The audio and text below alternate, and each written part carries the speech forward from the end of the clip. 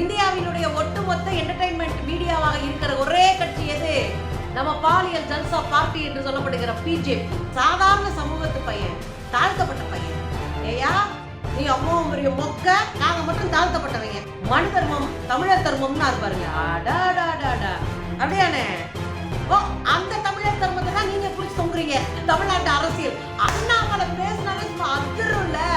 அசால்ட்டா ஆடு மேய்ச்சதோட நின்று போன அண்ணாமலை வரலாறுலாம் எங்கிட்ட பேசக்கூடாது, சரியா? லாவா பார்க்கணுங்க, லாவா பயன்படுத்தணும். நீங்கள் திருமாவளவன் அவர்கள் எம்பின்றதுனால நீங்க அவரை விட்டுறக்கூடாது. அறிவும் திறமையும் கண்ணை விரல விட்டுற ஆற்றலும் கொஞ்சம் பார்க்கறதுக்கு அழகாவும் இருக்கிற பொம்பளைங்க பாப்பாத்தியாத்தான் இருப்பாங்கன்னு எவன்டா சொல்லுவேன்?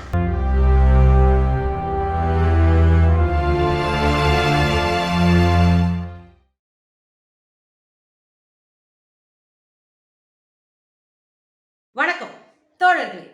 இந்தியாவில் 2 விதமான நகைச்சுவை இருக்குங்க. ஒன்று, பார்த்த உடனே குபீர்னு சிரிப்புகிற ஆக்ஷன்ல பண்றது. இன்னொன்று, சீரியஸா அவனுங்க இருப்பானுங்க, நாம பார்த்து சிரிப்போம். நம்ம அண்ணன் வடிவேலை பார்த்து சிரிக்கிற மாதிரி. அதே போல இந்தியாவினுடைய ஒட்டுமொத்த என்டர்டைன்மெண்ட் மீடியாவாக இருக்கிற ஒரே கட்சி எது?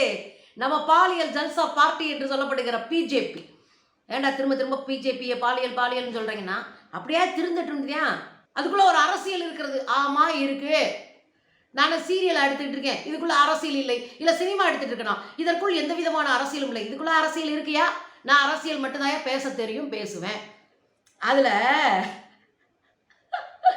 யான் பெற்ற இன்பம் பெருக இவ்வையகம். நீங்களும் அந்த வீடியோ பாருங்களே.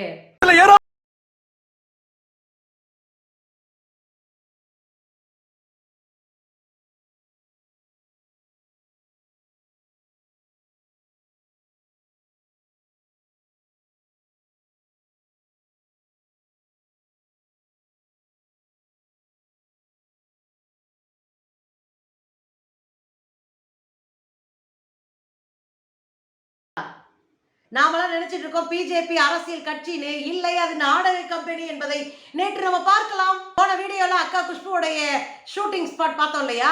அதுல முக்கியமான ஒரு எவிடன்ஸ் நம்ம தவற விட்டோம். என்ன எவிடன்ஸ் தெரியுமா? பிஜேபி எவ்வளவு நுட்பமா வேலை பார்க்கறாங்கன்னு பாருங்க. ஆனா நாமெல்லாம் ஏதோ ஏமாளிய மாதிரியும் அவங்கெல்லாம் காட்டினோடனே நம்ம அப்படியே மயங்கி போற மாதிரியும் அவங்களுக்கு ஒரு நினப்பு. அதுல பாத்தீங்கன்னா குஷ்புக்கு பின்னாடி ஒரு 5 அல்லகை இருக்குன்னு சொன்னோம்ல, அதுல ஒரு அல்லகைக்கு குள்ளாவ மாட்டி உட்கார வச்சிருக்காங்க. அப்ப என்னவா, இந்த பிஜேபி என்கிற இந்த கட்சி மக்கள் கட்சியா, இஸ்லாமியர்களும் அதுல இருப்பாங்களாம். டேய், உங்களை பத்தி எங்களுக்கு தெரியாதா? புர்காவை போட்டு மேலே பொட்டு வச்சுட்டு வந்த ஒரு பொம்பளை பிள்ளைய வச்சு மாட்டி அசிங்கப்பட்டுக்கிறேன். நீங்க எத்தனை நாளைக்கு இந்த தொப்பி போடுறது, இந்த புர்கா போட்டு ஒருத்தரை கூட்டு வந்து நிக்க வைக்கிறது, இந்த சீனெல்லாம் விடுங்க. அரசியலா கட்சி நடத்துங்கயா. எதுக்கு என் நாடகம் நடத்திட்டு இருக்கீங்க? ஏதோ போங்க தொலைஞ்சு. அதுல பாருங்க, நேற்று எங்க அண்ணா அர்ஜுன் சம்பத் எங்க திண்டுக்கல்ல சும்மா அதிரும்படியான போராட்டத்தை நடத்திருக்காரு, பிரஸ் மீட் பண்ணியிருக்கிறாரு, பயங்கரமா பேசுறாரு. நாங்கள் பார்த்து கொண்டு இருக்க மாட்டோம். அண்ணே, அந்த பிபி டேப்லெட் எடுத்து போடுனே, வயசான காலத்தில் டொப்புன்னு வெடிச்சு போயிட போகுது. நம்ம அண்ணன் தானே, தமிழர்களுக்காக வாழ்ந்து கொண்டு இருக்கிறவர்கள். அர்ஜுன் சம்பு அண்ணா சொன்னாரு, மணிகண்ட பிரபு என்கிற எங்களுடைய இயக்கத்துக்காரரை கத்தியால குத்திட்டாங்க, அடிச்சிட்டாங்க அப்படின்லாம் ரொம்ப கம்ப்ளைண்ட் பண்ணாரு. நாங்கள் விடமாட்டோம் அப்படின்லாம் சொல்றேன். உங்களை யாரும் விட சொன்னது தொத்திட்டே இருங்க. அதுல ஒண்ணு போட்டா பாருங்க. யார் இந்த மணிகண்ட பிரபு தெரியுமா? சாதாரண சமூகத்து பையன், தாழ்த்தப்பட்ட பையன். ஏயா நீ அம்மாவும் பெரிய மொக்க, நாங்க மட்டும் தாழ்த்தப்பட்டவங்க. செஞ்சிருவான். எங்க பிள்ளைகளை கூட்டு போய் எங்க கண்ணில் குத்துறதுக்கு எல்லா வேலையும் பார்த்து எலும்பு பொறுக்கி தின்றது மட்டும் நீங்க. அமெரிக்காவில் போய் சாமியார்கிட்ட பிச்சை எடுப்பீங்க, இங்க போய் நித்யானந்த கிட்ட பிச்சை எடுப்பீங்க, இங்க போய் ரஜினி கிட்ட பிச்சை எடுப்பீங்க. நீங்க பிச்சை எடுத்து தின்றதுக்கு நாங்க கிடைச்சோம்.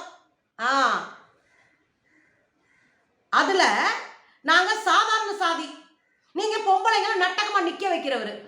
அடுத்து எங்க அண்ணா ஒரு குண்டப்பட்டார் பாருங்க. 234 தொகுதிகளிலும் நாங்கள் தேர்தல் பணிக்குழுவை ரெடி செஞ்சிட்டோம், வேலை போயிட்டு இருக்கு. எதுக்கு? இந்த இந்து மக்கள் கட்சிக்கானே. வார்டு மெம்பரு இந்த அது இது அதெல்லாம் ஜெயிக்க மாட்டீங்களானே, ஸ்ட்ரெயிட்டாக முதலமைச்சர் தானே. 234 தொகுதியிலும் ஜெயிச்சிருவீங்க. என்ன உங்களுக்கு வாயே கூசாதா? அடிச்சு விடுறீங்க. சரிங்க, சுயன்பா யார் வேணாலும் அடைஞ்சிட்டு போகலாம், ஏன்னா அர்ஜுன் சம்பத் அடையக்கூடாதுன்னு இருக்கா என்ன? அடைங்க அடைங்க அடைங்க கனவு கண்ணு. மனு தர்மம் தமிழர் தர்மம்னு இருப்பாருங்க. அடாடாடாடா அப்படியானே? ஓ, அந்த தமிழர் தர்மத்தை தான் நீங்க பிடிச்சி தொங்குறீங்க. ஓ ரைட்டுனே ரைட்டுனே. அப்ப மனு தர்மம் பொம்பளைகளை தேவடியான்னு சொல்லிச்சே, அந்த மனு தர்மம் தான் உங்க தமிழ் தர்மமாண்ணா? சரிண்ணா. இந்த விபச்சார தோஷம் இருக்குன்னு பெண்களை சொல்லிச்சே, அந்த மனு தர்மம் தான் நீங்க சொல்ற தமிழர் தர்மமானா? ஓ ரைட்டுனே ரைட்டுனே. பெண் குறியை விட ஆண் குறி தான் உயர்ந்ததுன்னு சொல்லிச்சே, அந்த மனு தர்மம் தான் தமிழர் தர்மமானா உங்க தமிழர் தர்மம்? ஓ சரிண்ணே சரிண்ணே சரிண்ணே சரிண்ணே. நீங்க தானே நான் சொன்னீங்க இந்த பொம்பளைங்களுக்கெல்லாம் காதல் அதெல்லாம் தேவையே கிடையாது, ஆம்பளையா இருந்தா போயிடுவான்னு சொன்னது அந்த மனு தர்மம். ஓ அதுதான் தமிழர் தர்மம், உங்க தமிழர் தர்மம். ஓ சரிண்ணே சரிண்ணே சரிண்ணே. அப்புறம் சொன்னாங்களேனே நிலை இல்லாத கற்புடையவளா பெண் இருப்பான்னு சொன்னாங்களேனே, அந்த தமிழர் தர்மம் தான் நீங்க பின்பற்ற மனு தர்மமானே. ஓகேண்ணே ஓகேண்ணே. அது நீங்க கரெக்டா சொல்றீங்க. ஆனா உங்க மேல எனக்கு கோவமே வரல இந்த இடத்துல. ஏன்னா நீங்க பின்பற்ற தர்மம் உங்க தர்மம், காவிகளுடைய தர்மம் எது என்பதை நீங்க சரியா சொல்லியிருக்கீங்கன்னே. அதுக்காக எங்க அண்ணனுக்கு ஒரு கைதட்டை கொடுத்துருங்க. Love you. நமக்கு இந்த பக்கம் அர்ஜுன் சம்பத், இந்த பக்கம் குஷ்பு, இந்த பக்கம் அண்ணாமலை, செம்ம என்டர்டைன்மெண்ட்டுங்க தமிழ்நாட்டு அரசியல். அண்ணாமலை பேசினாரே சும்மா அதிரும்ல, அப்படி பேசியிருக்கிறாரு. என்னவா கோயம்புத்தூர்ல போராட்டத்தை முடிச்சுட்டு பத்திரிகையாளர்கிட்ட பேசும்போது அண்ணாமலை சொல்லியிருக்காரு, இந்த தமிழ்நாட்டில் வேல் பூஜை எத்தனை குடும்பங்கள் செய்தார்கள் தெரியுமா? 80 லட்சம் குடும்பங்கள் செய்தார்கள். யோ மாங்கா, 87 லட்சம் தான் மொத்த குடும்பமே இருக்கு தமிழ்நாட்டில். இதுல எங்க 80 லட்சம் குடும்பங்கள் பண்ணுச்சு? வெக்கமா இல்ல? சரி, இது ஒரு ஓரமா இருக்கட்டும். சானார் ஆஃப் சவுத் அப்படின்ற புத்தகத்தை ஒரு வெள்ளக்காரன் வந்து எழுதினாரு. அது தவறாக நாடார் மதத்தை இழிவு செய்வதாக.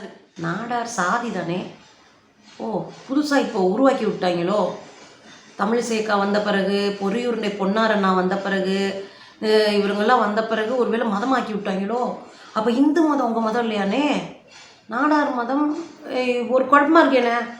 சரி சரி அண்ணன் அண்ணன் அது வந்து அதுக்கு வந்து தெளிவாக ஆன்சர் சொல்லிருங்கண்ணே. அடுத்ததுல நீங்கள் சொன்னீங்கன்னா அதுவும் ஒரு என்டர்டைன்மெண்ட் ஆயிரும்னே, அதையும் சொல்லிருங்கண்ணே.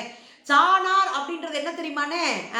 மேலே பொம்பளைங்க சட்டை போடக்கூடாது, பிறந்த உடம்போட இருக்கணும், கீழே ஒரு துண்டை மட்டும் கட்டி இருக்கணும், உயர் சாதிக்காரன் நிலத்துல போய் உழுகணும், அதுக்கு கூலி கேட்கக்கூடாது, மார்ல துணி போட்டாங்கன்னா அந்த மார் கட்சிக்காக அவர் வரி கட்டணும் அப்படின்னு சாணார் என்று சொல்லப்படுகிற ஈழவ நாடார்களை கேவலப்படுத்தி கொண்டிருக்கிறது இந்து தர்மம். அந்த கேவலப்படுத்திய இந்து தர்மத்தில் இருந்து மீட்பதற்காகத்தான் ஐயா வைகுண்டர் போன்றோர்கள், மீரட் பாதிரியார்கள் போன்றோர்கள் கடுமையாக 35 ஆண்டுகள் போராட்டம் நடத்தி நாடார் சமூக பெண்கள் மேல சேலை போடுறதுக்கும் துண்டு போடுறதுக்கும் சட்டை போடுறதுக்குமான உரிமையை பெற்றெடுத்தார்கள், வென்றெடுத்தார்கள். வந்து அசால்ட்டா ஆடு மேய்ச்சதோட நின்றுக்கணும் அண்ணாமலை. வரலாறுலாம் எங்ககிட்ட பேசக்கூடாது சரியா? ஓரமா போய் உட்காந்துக்கணும். அதுல ஹைலைட் என்ன தெரியுமா? அண்ணாமலை ஹைலைட்டு அதை சொன்னாரு பாருங்க, எங்களுக்கு சட்டையை கிழிப்பதோ கல்லால் அடிப்பதோ அரசியல் இல்லை. அப்போ இவங்க அரசியல் வேற என்னவா இருக்கும் அப்படின்னு ஜூம் பண்ணி பார்த்தா, அண்ணாமலை அண்ணாத்த எதிர்கட்சிக்காரங்க சிலையில பூரா காவி பெயிண்ட் ஊத்துவீங்களே, அதானே உங்க அரசியல்? ஓ இல்லைன்னா காவியில மாலை போடுவீங்களே, அதானே உங்கள் அரசியல்? ஏதாவது எதிர்கருத்து வந்தா தெரிச்சு ஓடி போயிட்டு தெருவில் போயிட்டு நான் அடிச்ச அடியில சும்மா ரணகலம் ஆயிடுச்சுன்னு கிளப்பி விடுவீங்களே, அதானே வாங்கின அடியை மறைச்சிக்கிட்டு. அது இல்லையா? இந்த காளியாத்தா மாரியாத்தா சுந்தரவழி இந்த சாமி கோயில் எல்லாம் போய் சூளாயத்தை உடச்சி வச்சுட்டு இங்க பாத்தீங்களா கருப்பு சட்டைக்காரை உடச்சிட்டான், கருப்பு சட்டைக்காரை உடச்சிட்டான்னு வாங்க. அப்புறம் கண்டுபிடிச்ச பிறகு பார்த்தா அந்த பையன் மனநிலை சரியில்லாம இருந்தான்னு உள்டா ஓடுவீங்களே. அப்புறம் இன்னொரு பெரிய அரசியல் நீங்க பண்ணுவீங்களே. அண்ணாத்த ஞாபகப்படுத்தவா? இவங்களா போவானுங்க, டிரைவரை கூப்பிட்டு வெட்டுறான் அப்படின்வாங்க, அவங்களா அவங்கள வெட்டிக்குவாங்க. இல்லைன்னா அவன் வீட்டுக்கு அவனே குண்டு வைப்பான், இல்லை அவன் ஆஃபீஸ்க்கு அவனே குண்டு வைப்பான், இல்லைன்னா எப்படின்னா வச்ச விட்டுட்டு போலீஸில் மாட்டி அசிங்கப்பட்டு இப்படி நிற்பானுங்க பாருங்க. அந்த அரசியல் தானே அவங்க அரசியல். எம்பிட்டு பார்த்துருக்க மாட்டோம் தமிழ்நாட்டில். இன்னும் ஏராளமான அரசியல் பண்ணுறீங்க, மொத்த வீடியோலாம் சொல்லிட முடியாதுல்ல. அப்புறம் நாளைக்கு என்ன பண்ணுறது? அடுத்து எங்கள் அண்ணாமலை அண்ணன் ஒரு குண்டை தூக்கி போட்டார் பாருங்க. லாவா பார்க்கணுங்க, லாவா பயன்படுத்தணும். நீங்கள் திருமாவளவன் அவர்கள் எம்பின்றதுனால நீங்க அவரை விட்டுறக்கூடாது. மொக்க பயல்களா நீங்க உருவாக்குன மனு தர்மம் அது ஏராளமா இருக்கிறது. வெள்ளக்கார எழுதினது, வெள்ளக்கார உரை எழுதினா, மனு தர்மம் எழுதல. மனு தர்மம் எழுதினவன் பார்ப்பான், எழுதிட்டு மனு என்கிற ஒரு தனிநபர் மேல பழிய போட்டான். அந்த வரலாறெல்லாம் ஐயா அம்பேத்கர் சொல்லியிருக்காரு, படிச்சிருக்கேன், நாளைக்கு வச்சு உங்களை செய்யறேன். அதை லாவா பார்க்கணும். ஏன்னா அண்ணா திருமாவை அரெஸ்ட் பண்ணிடணும், அதானே உங்களுக்கு ரைட்டு. நீங்க எப்படி லாவா பார்ப்பீங்க? நான் கொஞ்சம் சொல்லவா? பாபர் கோயிலை இடிச்சிட்டு மசூதி கட்டினாருன்னு கிளப்பி விட்டீங்களே 1948 சட்ட ரீதியா கிளப்பி விட்டு நீங்களே உள்ள போய் ஒரு சிலையை வச்சு திருட்டுத்தனம் பண்ணீங்களே சட்டப்படி. அதுக்கப்புறம் எந்த எவிடன்ஸுமே இல்லாம பாபர் மசூதியை பிடுங்கி சங்கி பையில கையில ஒப்படைச்சிங்களே சட்ட பிரகாரம். ஊருக்கு ஒதுக்குப்புறமா 5 ஏக்கர் நிலம் கொடுத்தீங்களே பாதிக்கப்பட்டவங்களுக்கு சட்ட பிரகாரம். ஓ, அந்த கோயில மசூதியை இடிச்சவனுங்களெல்லாம் வந்து உள்நோக்கத்தோட செய்யல, உணர்ச்சி வசப்பட்டு செஞ்சுட்டாங்கன்னு சொல்லி மொத்தமா ரிலீஸ் பண்ணி விட்டீங்களே ஓ சட்ட பிரகாரம். ஓஹோ, இங்க ஒரு பள்ளி ஓடிட்டு இருந்துச்சு, செவத்துல ஒரு பள்ளி ஒண்ணு, அது பொம்பளைகளுக்கு இருக்கிறது ஓட்ட நானே. ஆனா 1 மணி நேரம் உள்ள உட்கார வச்சுட்டு வெளியே அனுப்பிவிட்டீங்களே சட்ட பிரகாரம். இந்த கருப்பர் கூட்டம் பேசுனதுக்கு தூக்கிட்டு போய் உள்ள வச்சு இன்னும் 3 மாசம் மேல ஆச்சு, இன்னைக்கு உள்ள வச்சுக்கிட்டு அதை வச்சு அரசியல் பண்ணிட்டு திரிங்களே சட்ட பிரகாரம். ஓஹோ, அப்ப சட்டம் உங்களுக்கு ஒண்ணு எங்களுக்கு ஒண்ணு ரைட்டு. நீங்க எல்லாம் உட்கார்ந்துட்டு இருப்பீங்க, சட்டத்தை திருத்தி மக்களை அடிமைப்படுத்துவீங்க. ஆனா எங்க அண்ணன் திருமாவை நீங்க கைது பண்ணணும், அதுல மட்டும் சட்ட பிரகாரம் நடக்கணும். வாங்கடா வரட்டும். சட்ட பிரகாரம் எங்க அண்ணன் மேல போட்டீங்கன்னா கேஸு செல்லாத காசாகி தெருவில் நிற்பீங்க. நாங்களும் நீங்க வர அடிச்சு நொறுக்கி உங்க வேஷத்தெல்லாம் கிழிச்சு காய போட்டு தான் இருக்கோம். ஆனாலும் நீங்க திருந்த மாதிரி இல்லை. நேற்று ரொம்ப சந்தோஷமா ஒரு நிகழ்வு என்ன தெரியுமா? அம்பேத்கரினுடைய கனவை நினைவு செய்கிற ஒரு பதிவை நான் பார்த்தேன். அது என்ன பதிவு தெரியுங்களா? தேவரின் சிறப்பு செய்திகள் ஒரு பக்கம் பார்த்தீங்க, வைரல் ஆயிட்டு இருக்கு. அதுல அண்ணன் திருமாவளவனை போட்டு ஒரு முக்கியமான செய்தியை பதிவிட்டு இருந்தார்கள். அது வரலாற்று முக்கியத்துவம் வாய்ந்த ஒரு மாற்றம் என்று நான் நினைக்கிறேன். என்ன தெரியுங்களா? அண்ணல் அம்பேத்கர் சொல்லுவாரு, பிற்படுத்தப்பட்டவர்களும் பட்டியலின மக்களும் பழங்குடிகளும் ஒன்று சேர்ந்து பார்ப்பன அதிகாரத்தை எதிர்க்க வேண்டும் என்று சொல்லி இருப்பார். அதற்கான ஒரு சூழல் இன்றைக்கு உருவாகி இருக்கிறது. தேவரின் சிறப்பு செய்திகள் என்கிற பக்கத்துல அண்ணன் திருமாவளவனுடைய படத்தை போட்டு அவங்க என்ன எழுதியிருந்தாங்க தெரியுமா? நான் மட்டும் ஒரு அரசியல்வாதியாக இருந்திருந்தால் திருமாவர்களை கூப்பிட்டு அக்டோபர் 30 தேவர் சிலைக்கு மாலை அணிவித்திருப்பேன், அது பிராக்கெட்ல விருப்பம் இருந்தால்.